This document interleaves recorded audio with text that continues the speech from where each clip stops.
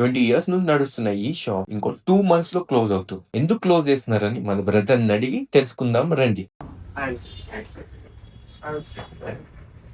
Shop అంతా ఖాళీగా ఉంది. చేస్తున్నాం, సేల్ లేవు 2 మంత్స్ లో ఖాళీ. ఎందుకు? సేల్స్ లేవు, ఏం లేవు. రీజన్ ఏంటి? రీజన్ ఆన్లైన్ ఎఫెక్ట్ కొట్టింది. లైక్ ఇంకా రీజన్స్ ఉన్నాయి, బట్ మెయిన్ రీజన్ ఆన్లైన్. ఎందుకు జనాలు వచ్చి కొనట్లేదు? ఓవర్కున్నా ఒకే జనాలకి ఇప్పుడు అంతా ఆన్లైన్ అయిపోయింది. మరి మీరు కూడా ఆన్లైన్ అవ్వచ్చు. లైక్ మా జాకీ ఆన్లైన్ మేము ముందుగా పెట్టలేము. లైక్ వాళ్ళు జాకీ డైట్ అమెజాన్ కి, ఫ్లిప్కార్ట్ కి వాళ్ళకి ఇచ్చేసింది. సో వాళ్ళు సేల్ చేస్తున్నారు, ఆఫర్స్ వెళ్తున్నారు.